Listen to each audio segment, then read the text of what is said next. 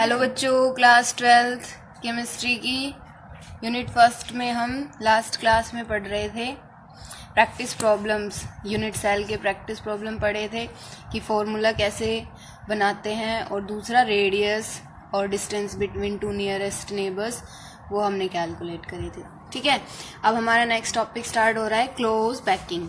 ठीक है, तो क्लोज पैक स्ट्रक्चर्स। तो क्लोज पैक स्ट्रक्चर्स से क्या मतलब होता है कि एक ऐसा अरेंजमेंट पार्टिकल्स का या फिर एटम्स का ऐसा अरेंजमेंट कि मैक्सिमम स्पेस वो जितना मैक्सिमम से मैक्सिमम हो सके मैक्सिमम स्पेस को ऑक्यूपाई कर ले, और leaving behind minimum vacant space.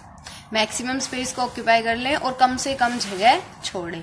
ठीक है, जैसे बस में हम जाते हैं तो कई बार क्या होता है कि ज़्यादा भीड़ होती है तो मैक्सिमम जगह लोग घेर लेते हैं बस में। जितने बस वाला क्या करता है, ज़्यादा मैक्सिमम से मैक्सिमम लोगों को चढ़ा लेता है जितने मैक्सिमम उस बस में फिट हो सके।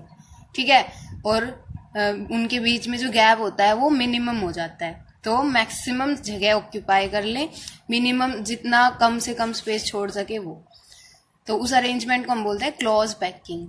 ठीक है, तो क्लोज पैकिंग जो है वो 3 टाइप से होती है। Close packing in 1 dimension, close packing in 2 dimension and close packing in 3 dimension.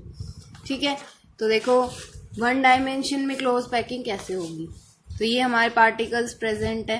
ठीक है, स्फेयर की फॉर्म में है, लेंगे सारी पैकिंग में पार्टिकल्स जो है वो, और फिर उनका अरेंजमेंट देखना है। तो देखो 1 डायमेंशन के अंदर क्लोज पैकिंग कैसे होगी। ये स्फेयर बॉल है। ठीक है, स्फेयर जैसे बॉल होते हैं ना, वैसे पार्टिकल्स हैं। तो ये सारे हॉरिजॉन्टली एक दूसरे के पास रखे हैं, तो इस पैकिंग को हम क्या बोलेंगे, क्लोज पैकिंग इन 1 डायमेंशन। ठीक है, सारे स्फेरिकल पार्टिकल्स हॉरिजॉन्टल लाइन में एक दूसरे के पास रखे हुए हैं, तो इस पैकिंग को हम बोलेंगे क्लोज पैकिंग इन 1 डायमेंशन। फिर इसका कोऑर्डिनेशन नंबर क्या होगा। कोऑर्डिनेशन नंबर होता है number of nearest neighbour is called its coordination number. कि किसी भी एक पार्टिकल की अगर बात करें तो उसके क्लोजेस्ट कितने नियरेस्ट नेबर हैं, वो उसका कोऑर्डिनेशन नंबर होता है। ठीक है, जैसे इस वाले पार्टिकल की हम बात करें तो इसके नियरेस्ट नेबर कौन कौन है जो इससे टच हो रहे हैं, एक तो ये और एक ये, 2 पार्टिकल्स इससे टच हो रहे हैं, तो इसका कोऑर्डिनेशन नंबर क्या हो जाएगा, 2। तो क्लोज पैकिंग इन 1 डायमेंशन में कोऑर्डिनेशन नंबर क्या होगा पार्टिकल्स का, 2 होगा। ठीक है, कोऑर्डिनेशन नंबर मतलब कितने नियरेस्ट नेबर हैं किसी भी एक पार्टिकल का, अगर चेक करें तो उसके नियरेस्ट नेबर कितने हैं। ठीक है, तो आप कोई से भी पार्टिकल को उठा लो, सबके नियरेस्ट नेबर कितने हैं, 2 हैं। ओके, उसके बाद देखो सेकंड है क्लोज पैकिंग इन 2 डायमेंशन। तो 2 डायमेंशन में क्लोज पैकिंग कैसे होगी, तो 2 टाइप से होती है, एक स्क्वायर क्लोज पैकिंग और एक हेक्सागोनल क्लोज पैकिंग। तो स्क्वायर क्लोज पैकिंग कैसे होती है, स्क्वायर क्लोज पैकिंग के अंदर सारे जो पार्टिकल्स होते हैं ना वो एक ही टाइप के होते हैं, जैसे ए टाइप के पार्टिकल्स होते हैं। तो स्क्वायर क्लोज पैकिंग को ए टाइप अरेंजमेंट भी बोलते हैं। ओके, देखो जैसे ये सारी बॉल्स एक जैसी हैं।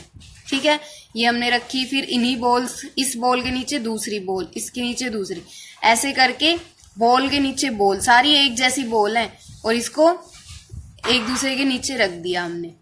ठीक है, सारी बॉल्स एक जैसी हैं, ए टाइप की हैं सारी बॉल्स, और एक दूसरे के नीचे रख दिया, तो ये जो अरेंजमेंट हो जाएगा इसको हम बोलेंगे स्क्वायर क्लोज पैकिंग। ओके, तो स्क्वायर क्लोज पैकिंग में कोऑर्डिनेशन नंबर कितना होगा, यानी नियरेस्ट नेबर कितने हैं।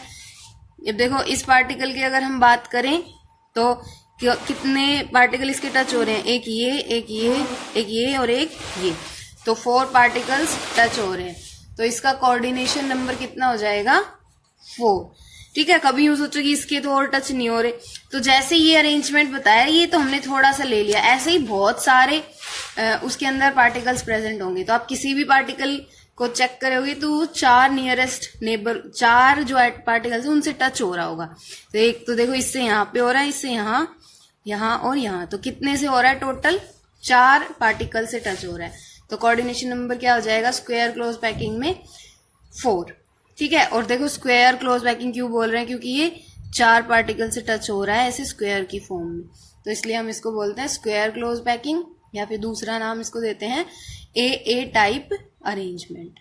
ओके, उसके बाद इसका ही क्लोज पैकिंग इन 2 डायमेंशन की दूसरी पैकिंग है हेक्सागोनल क्लोज पैकिंग। ठीक है, हेक्सागोनल में 2 टाइप के पार्टिकल लेंगे, एक ए टाइप का एक बी टाइप का, तो उसका अरेंजमेंट ए बी टाइप से होगा कि एक लेयर ए की, फिर बी की, फिर ए की, फिर बी की, तो इसको ए बी टाइप अरेंजमेंट भी बोलते हैं। ओके, तो देखो ये हमने ए टाइप के पार्टिकल्स रख दिए, फिर बी टाइप के इसके नीचे ना रख के इधर इन दोनों बॉल के बीच में या फिर इन दोनों पार्टिकल के बीच में जो गैप है ना उसके नीचे रखा है, फिर इसको भी इधर ऐसे। ठीक है, फिर ए टाइप की आ गई, फिर जो दूसरी लेयर आई वो इन दोनों इसके नीचे ना रख करके इन दोनों के बीच में जो गैप है वहां रखा हुआ है। ठीक है, इसमें तो क्या था, बॉल के नीचे बॉल मतलब पार्टिकल्स के नीचे पार्टिकल्स थे, इसमें पार्टिकल्स की एक लेयर है, उसके बाद जो दूसरी लेयर है वो उन दोनों के बीच में प्लेस है, फिर अगली बॉल दोनों के बीच में प्लेस है, ऐसे इसका अरेंजमेंट है। ठीक है, तो ये जो अरेंजमेंट है इसको हम क्या बोलेंगे, हेक्सागोनल क्लोज पैकिंग। और इसको हेक्सागोनल क्लोज पैकिंग क्यों बोल रहे हैं, क्योंकि किसी भी एक पार्टिकल की अगर बात करें तो वो 6 पार्टिकल से कोऑर्डिनेटेड है, मतलब उसके नियरेस्ट नेबर में कितने पार्टिकल है, 6। ये वाला देखो अगर तो 1 2 3 4 5 6 पार्टिकल से टच हो रहा है ये। ठीक है, तो हेक्सागोनल क्लोज पैकिंग में कोऑर्डिनेशन नंबर कितना हो जाएगा, 6। ठीक है, और इसको हेक्सागोनल क्लोज पैकिंग क्यों बोल रहे हैं, क्योंकि ये 6 पार्टिकल से टच है। तो हेक्सागोनल क्लोज पैकिंग को ए बी टाइप अरेंजमेंट भी बोलते हैं, क्योंकि इसमें 2 टाइप के पार्टिकल्स की लेयर होती है, पहली लेयर एक टाइप के पार्टिकल्स की, फिर दूसरी लेयर दूसरे टाइप के पार्टिकल की, फिर पहले टाइप की पार्टिकल्स की लेयर आ जाती है, फिर दूसरे टाइप के पार्टिकल्स की लेयर आ जाती है। ओके, तो ये 2 टाइप्स हैं close packing in 2 dimension, square close packing और हेक्सागोनल क्लोज पैकिंग। ओके, आती है क्लोज पैकिंग इन 3 डायमेंशन, तो ये 2 टाइप से होती है, 3 dimensional close packing from 2 dimensional square close packed layers, और दूसरी है 3 dimensional close packing from 2 dimensional hexagonal close packed layers.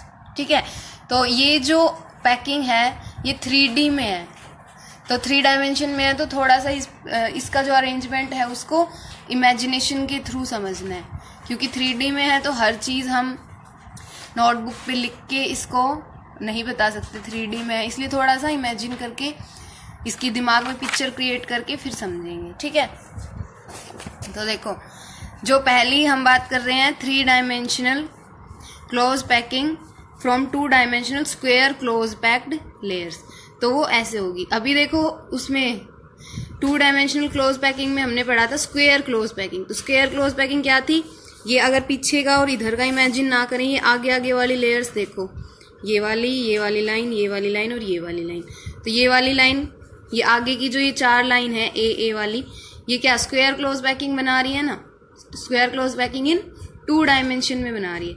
लेकिन अगर ऐसी ही ये जो आगे 4 ये लाइन है ना 1 2 3 4, ऐसी ही लाइनें इसके पीछे भी हो, ऐसे ही 4 बॉल आगे हैं, ऐसे ही इधर, फिर एक और लाइन, फिर एक और लाइन, फिर एक और लाइन, ऐसे ही इसके पीछे, ऐसे ही इनके पीछे, ऐसे ही इसके पीछे, तो जो 2 डायमेंशन में स्क्वायर क्लोज पैकिंग थी वैसी ही लेयर्स रिपीट हो जाएं। ठीक है, देखो 2 डायमेंशन स्क्वायर क्लोज पैकिंग में ऐसे था हमारे पास, ठीक है, 4 पार्टिकल से वो कोऑर्डिनेटेड था, तो ये जो 2 डायमेंशन में स्क्वायर क्लोज पैकिंग थी ना, इसी को ही अगर रिपीट कर दें, मतलब ये जो फर्स्ट लेयर है ऐसी ही इसके पीछे और भी लेयर्स आ जाए, यानी ये 3D में आ जाए, तो फिर इसको हम बोलेंगे 3 डायमेंशन की close packing from 2 dimension close packed layers. 2 dimension का क्लोज पैक्ड लेयर से हमने 3D क्लोज पैकिंग करी है। ठीक है, तो ये फर्स्ट टाइप की क्लोज पैकिंग है 3 डायमेंशन में, किससे, from 2 dimension close packed layers को यूज करके हमने 3D पैकिंग क्रिएट करी है। ओके, तो ये फर्स्ट टाइप है।